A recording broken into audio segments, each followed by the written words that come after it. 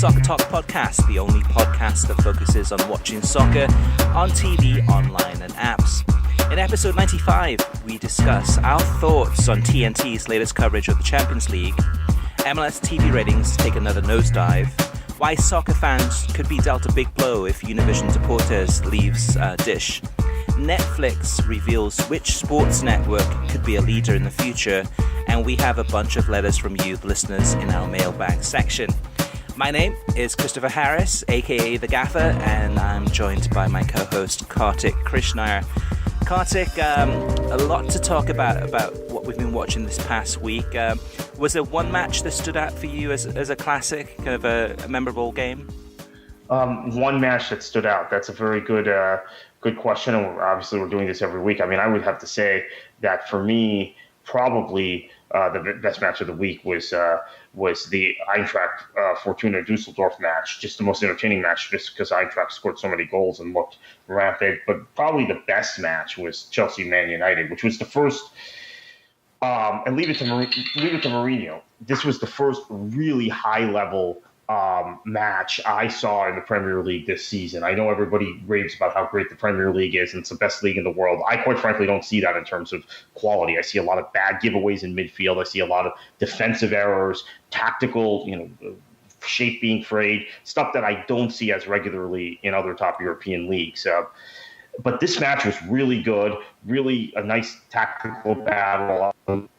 Jose opted to play with a more attacking-oriented side. He put Juan Mata in the lineup, whether that was a forced change due to injuries, and quite frankly discussed with Alexis Sanchez, which is understandable, or whether that was a one-off for this match. We really don't know, although he started Sanchez, obviously, against Juventus, too, so maybe it wasn't a one-off. And importantly, from the broadcast perspective, I think Derek Ray brings something to these big Premier League matches, for me, that Arlo White doesn't. Now, I know it depends on what your personal preferences are, what your cup of tea is, so to speak, in terms of presentation and match commentators. But I think I just enjoy Derek Ray's scene setting and the way he's able to kind of guide you through a match like this. Yeah, and this one, I mean, it was another crazy weekend for me with my kids, soccer tournaments and just all over South Florida. So I missed a lot of the Chelsea Man United match. I did get back towards the end of the second half, and of course, I mean, this was the thing that I think you tweeted about, Kartik, to say that, there's a great match, but then it's all going to be overshadowed by what happens with Mourinho at the end of the game. But I did think that both Derek Ray and Phil Neville did a really good job of calling it as it was happening and talking about, I think Derek Ray said, all eyes, as usual, on Jose Mourinho. And just talking about the incident, and Phil Neville coming out straight away and saying this is despicable behavior. Of course, he's a ex-Man United fan, so you would think that he'd be kind of more pro-United and anti-Chelsea. But as the replays showed, Man United was, it was definitely bad behavior from the coach on Chelsea. So I think Phil Neville in this instance was correct. But it was entertaining. And that's the thing, though, too, Kartik, is that the soap opera often overshadows the actual game itself. I have to wonder, after this happened, Kartik, I was thinking to myself, how much of this is like Mourinho knowing exactly that the TV cameras are on him and just creating a spectacle just to have that to be the talking point rather than the talking point being that United gave away a couple of points and ended up with a draw? I have to wonder how much, not that this would be premeditated, but he seems to be very much always in the action and trying to take the storyline away from his team's performance. Yeah, I think that's Jose's psychology. He's a master of deflection. He's a master of mind games, and perhaps there is a desire now to plow on with him from the Man United board, from the players. So he's deflecting, taking some blame away from the players, and he's putting it on himself, which is a management tactic that other managers employ. Now, as far as the incident at the end of the match, that was classic Jose. I mean, in fact, and maybe it's me personally as a Manchester City supporter, I have an issue with Mourinho being seen as a victim because he did this in a very blatant fashion to Manuel Pellegrini at the same ground exactly 5 years ago when there was a mix-up at the back in stoppage time, and Stasic and Joe Hart essentially ran into each other and allowed Fernando Torres to tap in a match winner.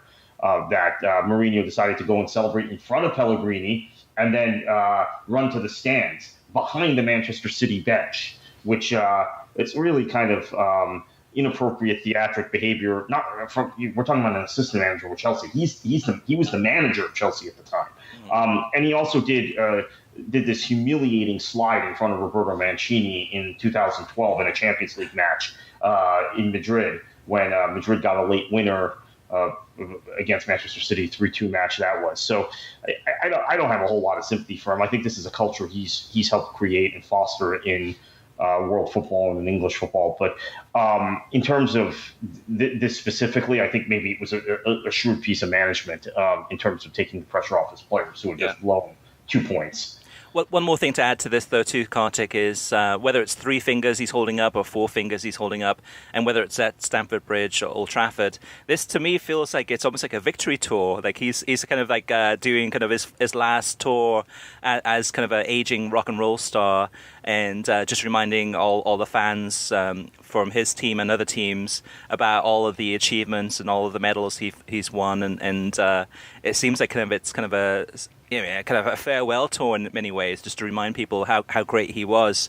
You mean whether that's intentional or not? Probably not, but well, it's intentional that he's doing it, but I don't think that's what he's trying to prove. But he's just really dwelling on the past.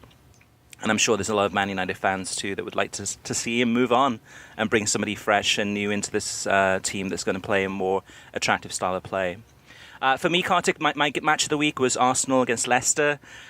Just an absolutely sublime performance by Mesut Ozil, involved in all 3 of Arsenal's goals. Just a really sensational display of football by Arsenal.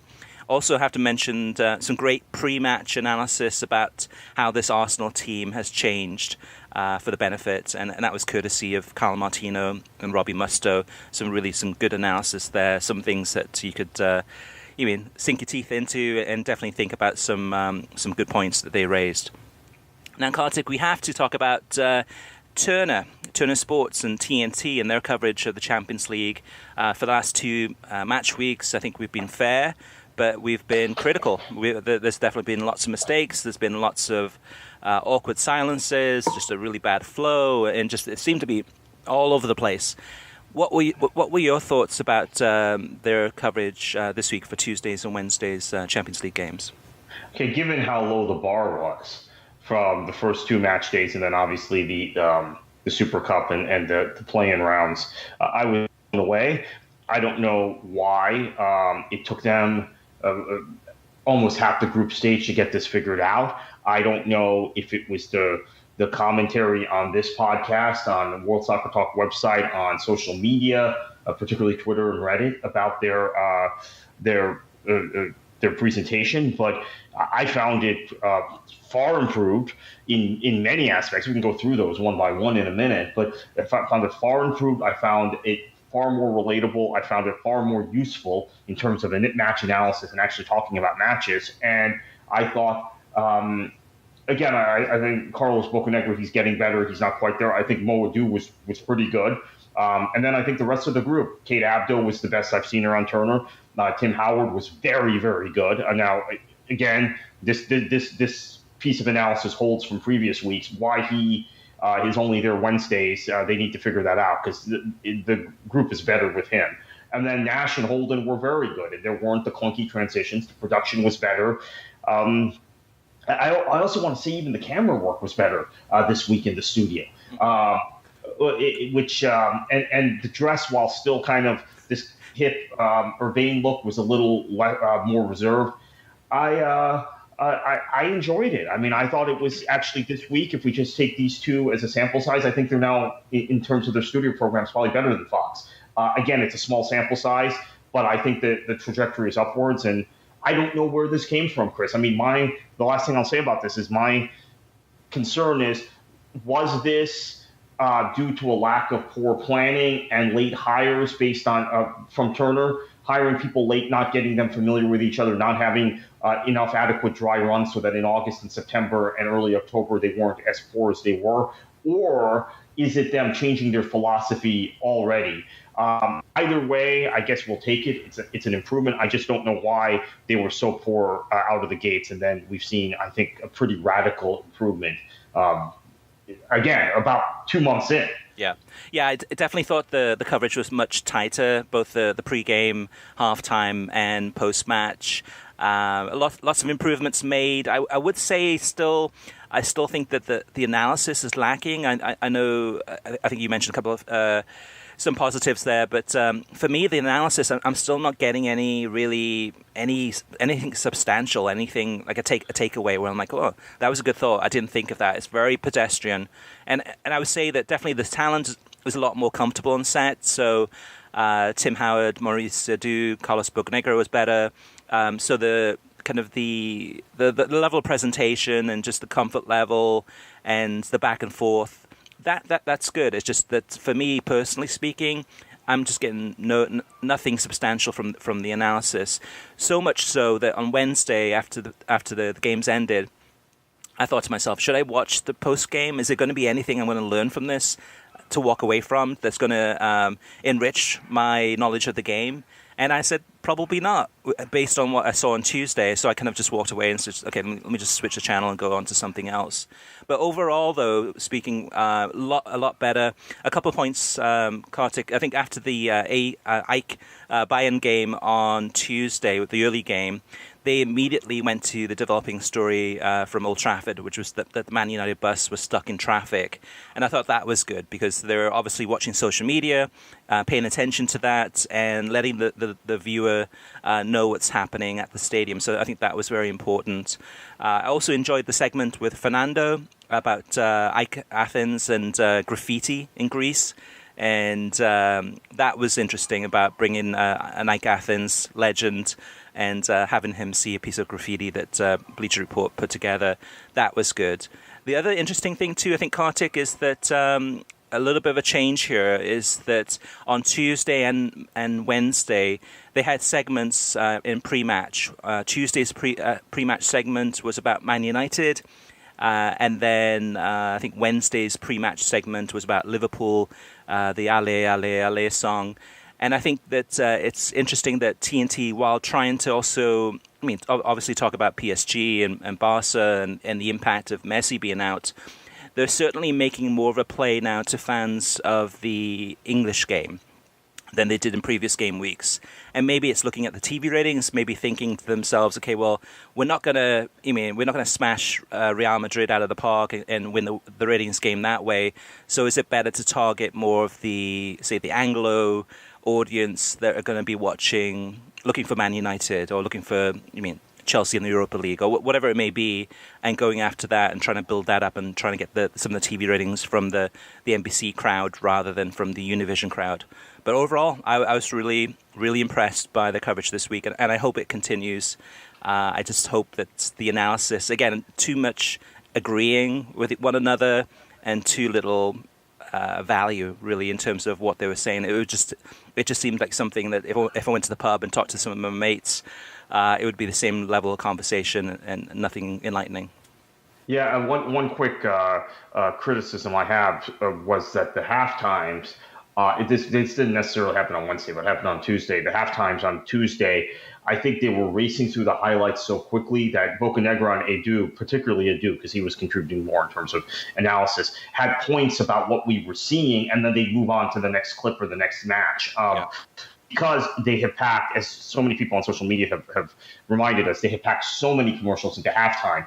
So they were not able to really give Mo Adu in this occasion the opportunity to analyze what he was watching, what they were showing us on television. So that's something I know they paid. We have to remind our listeners how much they paid for the rights, how much more they paid for the rights than Fox had ever paid for these rights. So we realize they have to monetize it and earn some of that money back to the Time Warner, to the Turner family. But that was unfortunate because I think Edu was making some pretty good points actually about what we were seeing, but he would be making a point about one match and you're watching the clip from the next match.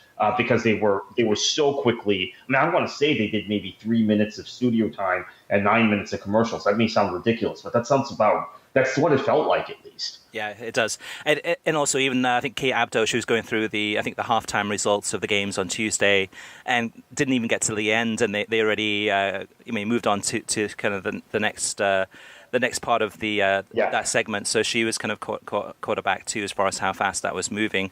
And I think that'll just take a little bit of time just to get adjusted to that speed of how quickly they have to go through things. But overall, I thought I walked away both on Tuesday and Wednesday with a feeling that I had a better appreciation for the results of the games, and that I knew what was going on and what the main talking points were, and that's something that I didn't have in previous games. And the piece of analysis that Tim Howard gave about Cavani not getting the ball from Mbappe and Neymar is the type of analysis I normally have to turn to ESPN FC for. I was happy with that. Yeah, I liked that. But then Steve Nash raised a good point though too, and he said I need to see the stats. I need to see the metrics side by side. How does that compare to, let's say, Kane and Eriksen or some other teams? And I think it was interesting that he mentioned that, Tim Howard, and I think a lot of viewers will probably take a closer look at some of those games now when they are playing PSG. But to have those stats available would have been great too, to kind of just drive that point home. There are a couple times now in the 3 match days that Steve Nash has raised points that are points that you and I would raise, but that clearly he hasn't been briefed about what they're doing on Bleacher Report online or with the power ratings or in terms of their analysis on the show, because he's asked for things that you and I and other fans would ask for, but are not readily available on the set. So maybe they need to brief him a little better on that. But I like the fact that he raises that. That creates a little bit of tension, a little bit of debate, which is good. But I think in both cases, he's probably made the producers or the network not look as great as they could, because he's asking for things that they're not able to provide readily. Right. Or his comment from a couple of weeks ago about clickbait, which is a fair point, but it's not a good look. I would say that Bleacher Report Live, I didn't watch all of the games on Bleacher Report Live, but I did watch some, and everything seemed to be okay. I didn't have any issues. I think it was only one report that I got through the website of somebody having issues with the Liverpool game, but when I tuned in to watch it, I had no problems watching that Liverpool Red Star Belgrade game. So that's positive too. And that's a big. If things are as good as we think they are in terms of this week, that's a big plus. Also, just making sure that platform is stable and operating as it should. So that's a positive there. Kartik, anything else, Champions League or any other games that stood out for you this past week? Yeah, I mean, Real Madrid Levante did because of the result, and I thought that was quite good. I think that there had been some pretty good coverage on beIN again this weekend of La Liga, although it's very tough when Ray Hudson is doing Barcelona matches. I mean, he just is fairly biased. It feels like really like Mark Donaldson's call on the Frosinone Empoli match. Maybe I'm the only person in the country who watched this match. I DVR all the Serie A matches that are on ESPN2. So I watched this and then realized on my program guide, or on the top of my DVR, it said this match started at 6:15 or something. Yeah, that's right. Eastern time. So I think I'm the only one who watched it, but Donaldson had a good call. Well, actually, the TV rating for that one, let me give it to you now rather than wait to the TV rating section.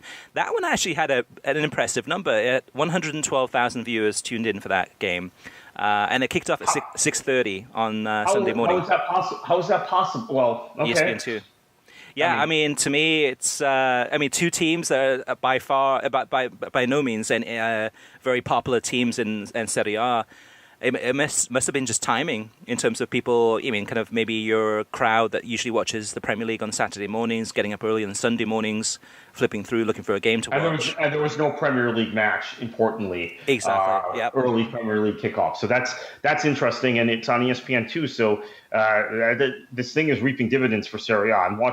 I like Serie A as a league, as I think most people who listen to this show probably know, but I'm getting to watch a lot more of it this year. One other quick note, Monterrey Toluca which was on FS1. I was not well advertised, but again, I popped up on my DVR. I saw it a day later.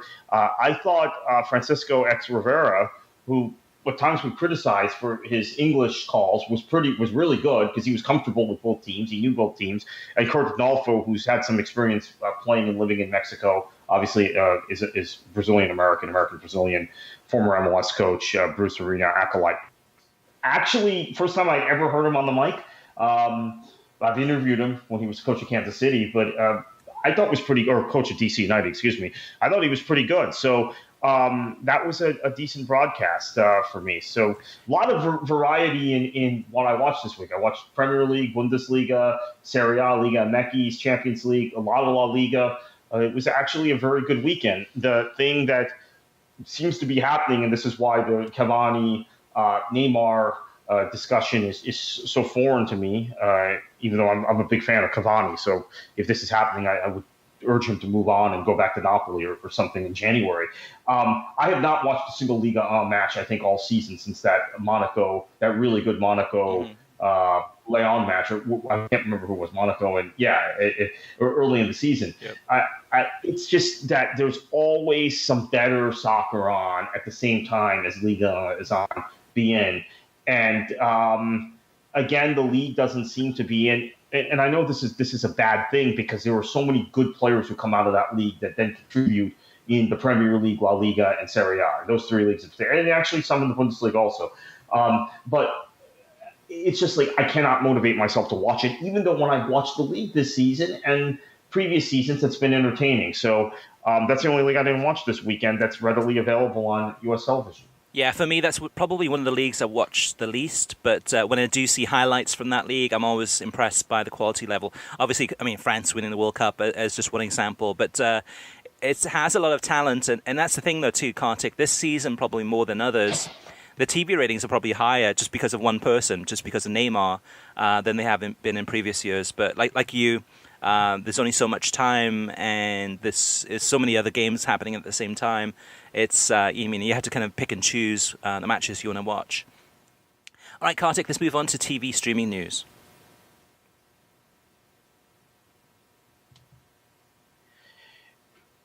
FIFA President Gianni Infantino has submitted plans for a Club World Cup every season that a World Nations League backed by $25 billion over 12 years from Japanese telecom giant SoftBank. It should be noted UEFA is not on board with this Club World Cup proposal.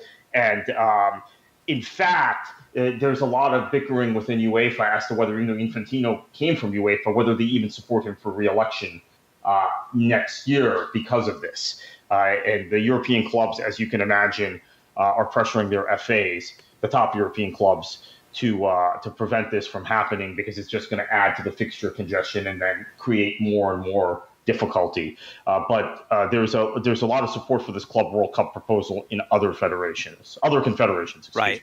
And this would be the revamped Club World Cup that would be renamed, I guess, as a World Nations League, and it would have a lot of Premier League clubs in there, in theory, as well as some of the other top clubs from around the world.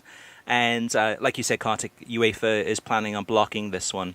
To me, this is actually kind of a shot against across the bow, also against International Champions Cup.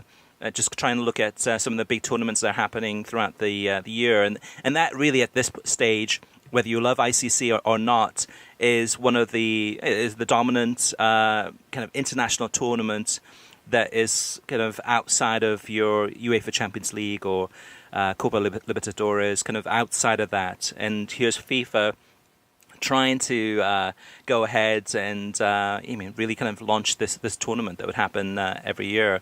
But it looks, I don't see this one happening, but we'll have to wait and see on that one. On to some other news. Netflix says the future of television will be mainly news and sports, and that the future of live television is Rupert Murdoch's New Fox. Now, New Fox, for those listeners who may not know, would be the FS1, FS2, and then the Fox News channel, and the small select number of Fox channels that they have that weren't sold to Comcast. So what this does, Actually, Kartik, I mean Disney, not Comcast. So Disney acquired a lot of the Fox channels properties from 21st Century Fox. So new Fox, though, is really mostly FS1, FS2, Fox News Channel. Now, Netflix CEO Reed Hastings is positioning their company as the leader in on-demand broadcast, while everything else, including the new Fox, will be the news and sports leaders. And so I think it's interesting kind of the way he's positioning the market. He's looking at Netflix being on demand and then new Fox as being a leader in the news and sports side of things. And to me, that's kind of, I think, the play that Netflix is looking at. So if you're just binge watching or switching on the TV just to watch movies or TV series or whatever it may be, that is Netflix. That's all that Netflix is about. While a company like New Fox, that is a huge power, that has FS1, FS2, and Fox News Channel, etc., would be more your news and sports destination. To me, that makes the likelihood that Netflix gets into live sports extremely unlikely, given what Netflix's CEO said this week. I found that kind of interesting, actually, Chris, real quickly, because the assumption had been Netflix would be a player in whatever live sports bidding and offerings happen in the future. But I think maybe it's the economics of this. You're seeing Amazon and Facebook, they're kind of clawing, getting little pieces here and there, but not really making the impact yet for rights. And then DAZN has just come in with so much money as a streaming service that can potentially outbid anyone. It appears at this point, or will outbid anyone because they're trying to accumulate properties and talent, etc. Yeah, and I think I think Netflix can look at their original programming and say, okay, that's a better investment for us than going ahead and spending, over $1 billion for rights to the Premier League or rights to some of these other top leagues from around the world. So yeah, it makes sense, and actually, it's a good play for New Fox being able to differentiate themselves from Netflix. And then, Kartik, one more news item before we head on. Yeah, so Dish subscribers are at risk of losing Univision Deportes network, says the broadcaster. I think those of you that have Dish that are listening to the show already have lost every other Univision channel, which means the matches, the Premier League, the matches from various leagues, Bundesliga, etc., that have been on Unimas or Galavision or even Big Univision for Liga MX in the Champions League, you have not been seeing. And now it appears like, according to our report with World Soccer Talk, that Univision Deportes will probably be next. Yeah, and according to Univision, it says that it's that Dish Network is not agreeing to the terms that Univision is offering for Univision Deportes Network, and it looks very likely at this point that Univision Deportes Network will be pulled from Dish, which means that you won't have access to any Univision networks or games. And there's a lot of games too. Everything. You look at the Champions League, Europa League, like you said, Kartik, Bundesliga, Liga MX. You go down the list, Mexican national team games. So it's going to be a big blow to Dish subscribers. Now, moving on to TV ratings. This week, we've got some numbers from Major League Soccer. We had the big game on Sunday, which was the Atlanta against Chicago game on ESPN. I think with Atlanta setting a MLS attendance record, a huge crowd, I think 72,000 fans there for a big match. TV-wise, it didn't do so well. 163,000 viewers on ESPN on Sunday during the 3 to 5 p.m. Eastern window. Another game that was on Sunday, and this one did even worse. This was Minnesota against LA Galaxy. I think the last game at the Minnesota Stadium before they move to a new stadium next year. This was on FS1 on Sunday. 136,000 viewers. So prime time, basically on a Sunday evening. Really poor numbers there from FS1 and disappointing numbers also from ESPN there. Kartik, you want to say something? Yeah, I guess there is a lot of discussion about these matches going up head-to-head with the NFL. But again, I don't know how many times I have to have this argument with people about the calendar, and people will say, well, if we shift the calendar to what you prefer, and the reason I prefer it is for soccer or football playing considerations, developing players, playing in more reasonable weather. It improves a lot of things, but that's a debate for another day. But they say, well, you'll be forced to put the season up against football. Well, no, actually, the business end of the season would be these sort of important games, teams leaving grounds, playoffs, all of that would go up against non-football. And you're seeing with these ratings this week, even when Atlanta's involved, how the NFL impacts it. Now, that having been said, we had a match from a few weeks ago when the Red Bulls hosted Atlanta, and it was two really high-level teams going head-to-head, fighting for the Supporters' Shield. The Red Bulls won that match, and that got a good number, and it was up right alongside the NFL. So for people who then also say, hey, you can't go up against football, that's why these ratings are low, I would point to that match and say it depends on the match, it depends on the circumstance. Yeah, I mean, the takeaway from this week is pretty poor, particularly the Atlanta match, because that was Atlanta. And that was a really stunningly low number on ESPN. It was Atlanta and it was ESPN. But I want to see how this thing continues to evolve, because there are certain times where I think there are people who prioritize the NFL over Major League Soccer, who are watching Major League Soccer. And it is, again, a problem of the league maybe appealing to the wrong people for their fan base. And people complaining to reporters, like Jonathan Tannenwald, our friend who's been on the show a few times, complaining to reporters, oh, well, I don't want to watch the Union. They're playing at the same time as the Eagles. Well, you're either a soccer fan or you're not, particularly when the Union are having such a good season this season by their admittedly low standards. I can't imagine the final match of the regular season you wouldn't watch. So because they're playing at the same time as an NFL game. But again, that's me. Maybe MLS has to consider who they're appealing to. If they were appealing to core soccer fans, people who get up and watch the Premier League, people who got up and watched Serie A, as you mentioned earlier in the show, really nice number for a match that kicked off at 6:30 in the morning, then I don't think you have this problem. Yeah, and that's the thing, too, in terms of that loyalty of a soccer fan. So, like, your example of kind of the Union fan wanting to watch, say, an Eagles game versus instead of the Union game. To me, if you had Manchester United against, I don't know, Everton, which actually they play this Sunday, and with the time change in the UK and the time change not happening yet in the US, that game will be shown from 12 to 2 on Sunday. So it's going to come, right up against NFL games. But to me, if a soccer's good enough and you're such a loyal fan, fans will tune into soccer over NFL, even though the NFL is kind of almost like a religion in the United States.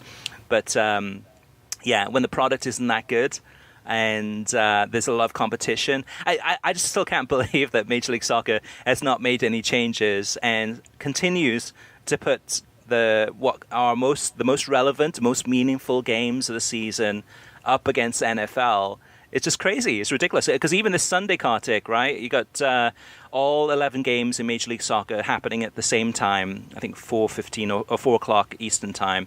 All going, it's the last day of the regular season. That's going up straight up against NFL. And you've got the games like I think there's one game on television, and that's on, I think, ESPN, maybe ESPN2, I think it is, or is it Fox? I don't know. But all the other games are on ESPN Plus. So timing-wise, the calendar does not match up. It's just ridiculous that they're doing this.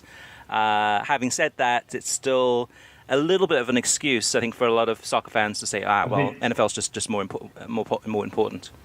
Yeah, I mean, at least they can get the time on Sunday. They can't on Saturday because of college football. They can get the time on networks. Yeah, I'm getting quite tired of arguing with these people about this, and I think the likes of Tannenwald and others are probably feeling the same way. That, look, I mean, you're either a soccer fan or you're not, and I think everybody knows what happens, and there are a million people you can talk to about an Eagles game or a Dolphins game or whatever. I think if you're a soccer fan, if you're a fan of your local MLS club, that's a different experience. I mean, maybe Philadelphia doesn't quite have the culture of Atlanta or Seattle. I mean, those are the most obvious examples. I think Cincinnati will have that kind of culture next year. But I don't get it. I think, again, we're in a position where MLS has done some very good things with the way they structure the end of the regular season in terms of simultaneous kickoffs, making these games more available and relevant, and giving this decision day feel. Taking a page from some of the leagues in Europe in the way they market the final 2 weekends of the regular season. Even though, of course, that there you're fighting relegation and fighting for Champions League spots. Here, the stakes are a little lesser, you could say. But unfortunately, we keep running up against this every year that people say, well, it's going up against the NFL. I really don't care. Well, then you really don't care.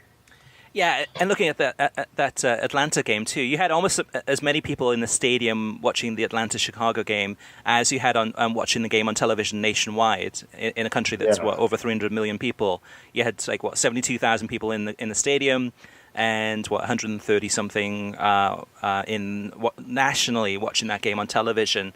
So to me, that tells me something. That says something's wrong with this, and that game was on a Sunday too, on an NFL Sunday. And it means that, to me, the actual match experience is good. It's a great experience going to the game. You mean singing, chanting, and cheering for your team. And with Atlanta seeing a very attacking, fluid type of football, nationally there's very little appeal because it's yes, watching Atlanta's great, but Chicago's really poor. So it's a really uneven match, and there's a lot of other things on at the same time, as well as other soccer games too. So that's the other thing sometimes we forget too, is that it's not just NFL versus Major League Soccer, but oftentimes it's Major League Soccer against La Liga that might be happening at the same time, where Barcelona or Real Madrid or sometimes PSG from Ligue 1 is playing at the same time too. So that's the other thing too. We're splitting even the soccer community in terms of what they're watching. But at the end of the day, to me, put on a good product and market it well. Years ago, MLS was dumb enough to put a match on either FS1 or ESPN that went on at the same time as El Clasico. So, you're right. This is the problem also. I can't remember the specifics, but they had a nationally televised game running at the very same time as Barcelona or Real Madrid. And again, why would soccer fans watch the MLS match? So I guess they're in a tough position. We know that. But sometimes their scheduling decisions have to be smarter. Absolutely. All right, listener mailbag. The first one up is the T. Mangrove. And the T. Mangrove says, thank you for the retrospective on Peter Brackley. He was definitely one of my favorites. The Channel 4 coverage of Serie A was repackaged for broadcast here in the US in the mid-90s. I believe it was on Prime Network before Fox took over. They had extended highlights from their live match, which typically featured Brackley, in addition to the highlights of the other games. This was my first experience and exposure to the league, and he was a huge reason the show was so good. I may have to dig out some of my old VHS tapes this weekend. Yeah, Kartik, I forgot about Prime Network. Now that he mentions it, I remember that watching some games late in the hours, sometimes at midnight. It was soccer was so unpopular during the 80s and early 90s that oftentimes I'd have to get my VHS tape out and tape something at 2 o'clock in the morning or midnight or 3 o'clock in the morning, and that was the only time that soccer was on. Yeah, it was really nice to get this email from Team Angro, because I had forgotten about that, and I remember actually sticking the old VHS tapes into VCR and then setting my VCR to record at midnight or 1 a.m. so that I could get these clips, to get these soccer highlights. So you would get a Serie A package that they would show on Prime Network, which was Fox Sports Regional. We got it on a channel called Sunshine Network here in Florida. Mm-hmm. And then there was a Premier League program, which Fox actually produced out of LA, which everyone remembers, the Lionel Bienvenu. I think a lot of people remember that I did the same thing for. But I remember the Serie A program distinctly now that we got this listener feedback, which I had completely forgotten about and neglected when we had the retrospective. So thank you so much for that. And I used to I might have some of those VHS tapes somewhere, not that they're useful anymore, but with old Serie A clips with him calling them. Yeah, I have a box full of the old English Premier League highlights show. I think probably about 15 or 20 VHS tapes that are completely full with all this stuff from probably the late 80s, early 90s. There was one I saved. of that, I have to say, which was when Steven Gerrard made his Liverpool debut, which is a match against Spurs in the festive period in 1998. I still have that VHS tape. I know where it is. There's no way I can watch it, but I know where it is because it's got Steven Gerrard's debut, full senior league debut. He played in a cup match or two, but senior league debut on VHS. That's awesome. All right, next up is Tim Keane, and Tim says, watching Manchester United and Arsenal and Chelsea, on Sunday morning on NBCSN, and we were given, actually no, it was Saturday morning. I'm sorry, what am I talking about? And we were given a real treat with the commentators Derek Ray and Phil Neville. Not sure what it is, but they had so much they had so much enjoyment of the game. But I wonder if you could answer this question for me. In the pre-game show, all they talk about is Jose Mourinho. If I was watching in the UK, would we be subjected to this almost constant noise about Mourinho, almost to the exclusion of any other aspect of the game? Or would we get a more balanced discussion as to what games were going on and what it meant? Kartik, what do you think on this one? Yeah, that's a really good question. I can answer it. I would say no way. I mean, that basically that you would still get probably the same constant noise about Mourinho. You'd have, one of the pundits going on and on and on about Mourinho the whole time, and there'd be very little inside analysis. So it might be a more here's why I hesitated. I think you're right, but I think that it might be a more balanced discussion about Mourinho. There may be more Mourinho proponents on the set. Now, what happens on NBCSN, and also I should mention on ESPN FC, is that, and I'm guilty of this too because I'm not a Mourinho fan, I think the conversations are always slanted towards some sort of shot at Mourinho or critique at Mourinho, and that feeds it, whether it's from Martino, Musto, or Earl. And then at ESPN FC, particularly from Shaka and Craig Burley, those two guys. And then everybody kind of feeds off that. I think it might be a more balanced discussion with a former Chelsea player on there that will defend Mourinho, like that. But yeah, it's probably the same. It might even be worse there in terms of they'll just obsess and focus on it. I would say that on Sunday, this would have been Saturday, probably Saturday, around about Goal Zone or right before Goal Zone, they had Rebecca Lowe just saying, okay, hey, if you missed the Chelsea-Man United game, what a game this was. And you won't believe what happened after the final whistle, or right at the end of the final whistle. And it was Rebecca Lowe playing up the incident with Mourinho and the Chelsea coach more than what happened in the game itself. So NBC is definitely guilty of this in terms of playing into that soap opera, which is entertaining. That's one of the things about the Premier League in many ways, is that soap opera off the game is sometimes more interesting, or it's going to generate a lot more discussion than the game itself, which is not what it's supposed to be about, which is why a lot of the other leagues from around the world, whether it's La Liga or Bundesliga, technically are actually better leagues, and there's not a lot of off-the-field drama, not as much as in the Premier League. But so Tim, a good question then in regards to what the UK discussion would be. John Average Geek asks, he says, I notice in Italy and in Germany the steel fencing between the pitch and the stadium and the stands. Why is this still a thing? It seems so 1980s. And it's still such a thing because there's still issues. I mean, in Italy, with Serie A, with the ultras, with the fans. I mean, they're still very, very intense there. Germany, not so much, but it's more about segregation, just trying to segregate the away fans from the home fans to make sure that they're not, fighting against each other. Without the fencing, there would be issues. There would be big issues. And that's the thing, too, in the Premier League, too. Even though there's no fencing, and there was plenty of fencing in the 70s and 80s, there's still incidents that happen. And oftentimes, you'll find out about it on social media as far as some fights, either inside the stadium or outside the stadium. But it's really, you don't hear much about it. I mean, obviously, they're trying to downplay it. But yeah, Italy and Germany still has some issues. Couple quick points here.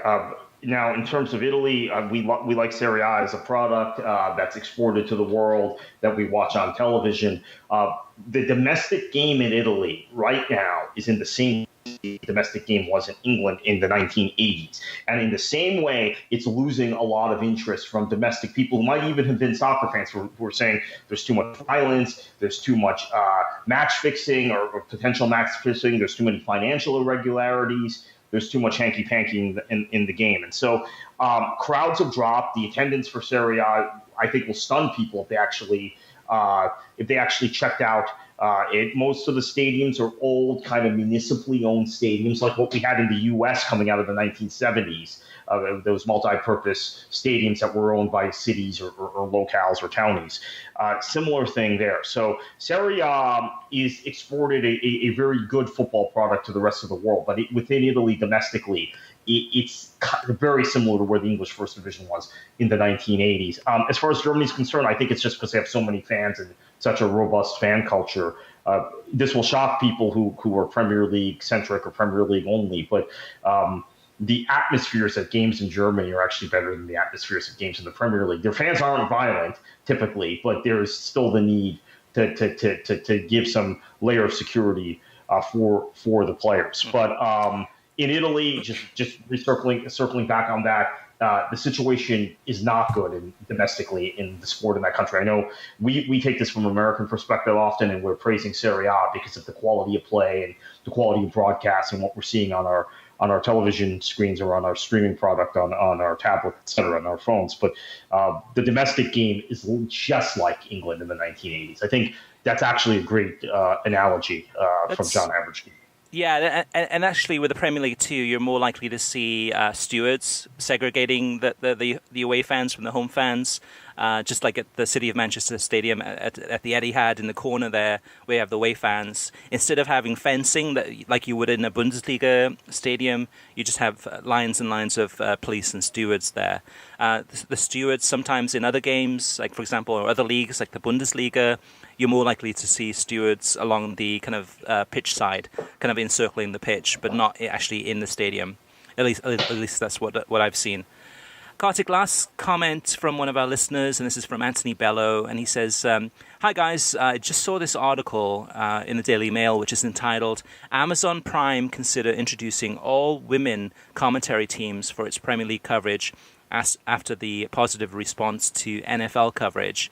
And Anthony says, it's the first hint of Amazon's plans for next year. What do you think? And Kartik, to me, this is one of those things that I'm, at the end of the day, no matter what gender, no matter what accent, to me, it's like you just want to have whoever's best available to actually broadcast that. So it should be based on talent. It's interesting that Amazon is considering doing this. Whether or not they will do it, I'm not sure. But if the talent is good enough, I'm fine with it. That's my side. Yeah, I tend to agree. I actually, again, I know I knock the NFL all the time on this show, but I was, for another publication, asked to cover Amazon. A rare NFL thing that I had to deal with was Amazon making this, doing this. And I didn't actually watch the game, whichever game it was, but it was really experienced, good broadcast journalists, Hannah Storm and Andrea Kramer, both of whom maybe have been limited in their upward mobility in terms of commentary because they were women. And I feel the same way about the Premier League. I think there is a kind of pigeonholed role for females. It's changed a little bit, but pigeonholed role for females in terms of how they're viewed as presenters or as people who can analyze football or commentate about football in the United Kingdom, a stereotype we've gotten over in the United States. So I would actually encourage Amazon to do that, because I can tell you, if it's the best available talent and we're being truly objective about it, the best available talent that isn't being used in similar roles on BT or Sky are probably females, quite honestly. So I would encourage this. Yeah, going back to Turner Sports for a second, and in my kind of critical analysis of their talent that they have, whether it's Tim Howard or whether it's Carlos Bocanegra or Maurice Sardou or some of these other players that they've had in that setting, is in some ways it's very much a reflection of how the talent level, the kind of the analysis level among American, I guess, studio pundits across the board, for the most part, is pretty weak. I mean, you have exceptions. So, like Kyle Martino, I think does a fantastic job. Taylor Twellman, I haven't heard in a while, but when I've seen him give analysis, he's been good. There's Janusz Mihalik, who's a U.S. international, he gives good analysis, and you can go down the list. There's definitely talent out there that are very good. But in terms of kind of the next I guess the next wave of talent in the United States. I mean, Hercules Gomez is another example of somebody that's really good at analysis. Seb Salazar. You go down the list. There are many Americans that have good talent, but there's also a lot of Americans that are pretty mediocre. They just aren't as good as some other ones out there. And that's probably a reflection of Turner and some of the challenges they're having in actually providing some good analysis. There's not a lot of available choices. Yeah, the problem is there's a circuit of former national team players that are of a certain age, certain kind of a pedigree on the national team. Hercules Gomez doesn't fit that, and maybe that's why he's a lot better and a lot more opinionated and just, I think, sharper and much more useful to listen to and interact with than a lot of these other guys. But there's a certain circuit of former national team players where that pool comes from, and they all have kind of very conformist opinions about things. Mm-hmm. They won't step out too far on anything U.S. or CONCACAF related. And then when it comes to watching the European game, they're not as analytical about it as perhaps a more seasoned analyst or someone with a different background would be. Now, you mentioned Giannis. He's a former U.S. men's national team player also, but he comes from a different generation. I think that generation was more analytical, even Wallace at times, but Balboa, John Harkes, Eric Winalda, when those guys were on television, right? Mm-hmm. They tended to be a little more detailed in how they could analyze things and analyze player movements. Now, this also may reflect on the decline of the U.S. men's national team, because I've mentioned a lot about how positioning sense of the likes of Wallace and Balboa and Eddie Pope, even though they played 20 years ago, was better than the center backs the U.S. has now. They read the game better. That reflects in the analysis they give on television. So I think it's a real problem.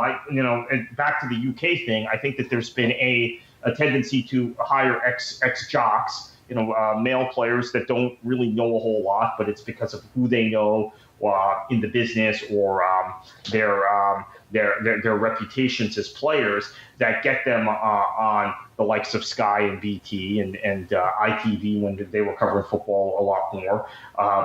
And they don't provide as much as perhaps some of the female voices could. So, again, my hope is Amazon does this, because I think they'll probably find some really good female voices out there that we haven't heard enough from. Look, NBC took a chance on Rebecca Lowe. I think that's worked out pretty well. And who knows if she would have ever been given the same opportunity if she had stayed in Britain. Yeah, absolutely. Yeah, the one thing about the analysis from a lot of these former U.S. men's national team players is that they are conforming. They are making sure that they say the right things and not being too critical about certain things, because part of it is job protection. So, for example, Maurice Sardou got pulled into the USA friendly recently that was on FS1. So they're looking out for their careers. They're looking out to make sure that they go up the ladder. Being able to give opportunities to give analysis on U.S. men's national team games, or maybe it's going to be on the next World Cup, or maybe other opportunities that come along. And you know what the irony is? I know a lot of people who listen to the show don't agree with this, and maybe they're not paying close enough attention, and they have their views that everybody is an MLS hack. The writers who cover the national team and cover American soccer, even some of the ones you would characterize as being very pro-MLS, with the exception of Grant Wall, I think he's still very careful, have become more and more a nonconformist in the last 6 months than any time previously. I think about the amount of really just shots at MLS and the U.S. Soccer Federation I get now from reading Jeff Carlisle or Paul Tenorio or Charles Bohm. But that's not being reflected in the analysts that are on television. So now there's a disconnect. It used to be everyone was singing from the same song sheet. And as people know, I blame the media a great deal for the failure of the U.S. to qualify for the 2018 World Cup, thinking that they had created this bubble and this insular culture of conformity and comfort, really, for the men's national team players and for the coaches. But I think the written press has moved on from that and now is, at times, maybe too critical. But that has not been reflected in the punditry on television, with the exception of particularly Herculez Gomez and Seb Salazar. With those two very notable exceptions, I think there were spots Taylor Twellman is critical. I think there's spots that some others may be critical, but generally it's still the same thing on television as opposed to what we're seeing in the written press now. And I don't know when that's going to change, Chris. And that's something, as we continue to analyze television and streaming, we're going to have to hold those guys accountable, because they're not moving along with the fan base and with the written press. They're just still in some other reality, which isn't being reflected on what we're seeing in the matches. Yeah, and that's one more thing to add to that too, is just that when you look at ESPN's coverage of the U.S. men's national team and how critical it is. I mean, both negative and positive, but more critical, more hard-hitting, versus Fox. There's very still rah-rah USA, and it doesn't. I mean, Fox has the World Cup, so they almost have to be very, very pro-US, whether it's for the men's team or the women's team. Luckily, the women's team is doing quite well right now, but they have to be pro in order to try to attract those viewers in. Not that they have to; it's just that that's their MO, is to be very pro-USA, to bring in those sports fans that are not necessarily into soccer, but will support the United States. And what they don't want to happen is to have viewers coming into games and have the analysis be negative to the US, because the viewer may think of that as being anti-USA, which is not. It's just, we just want soccer and the U.S. men's national team and the women's team to raise the bar, to be better, to grow.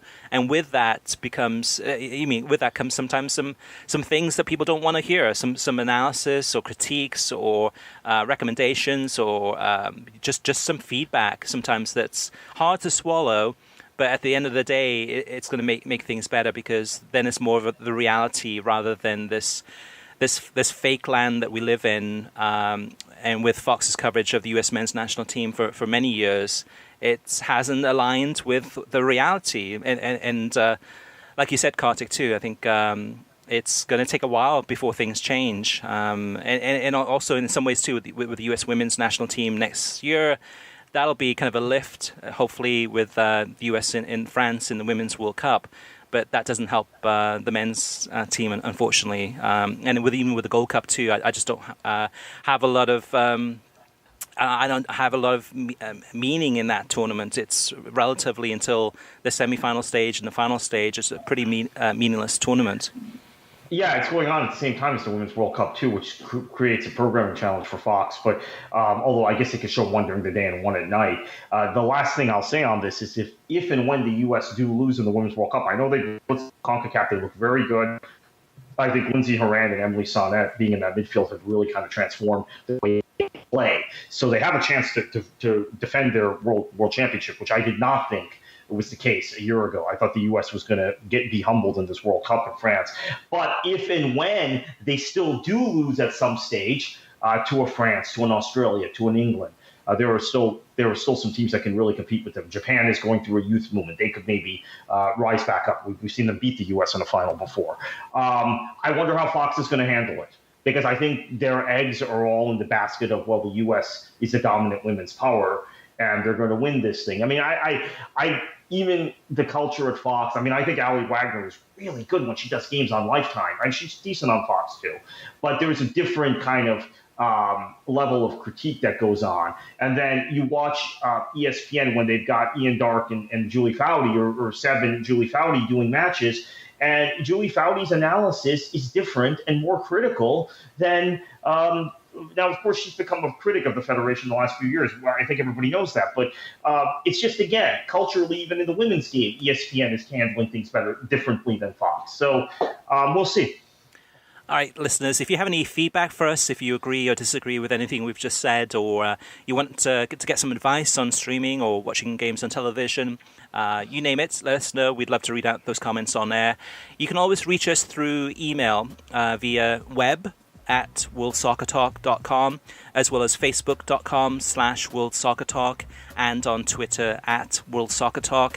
Plus, of course, you can always post comments on worldsoccertalk.com.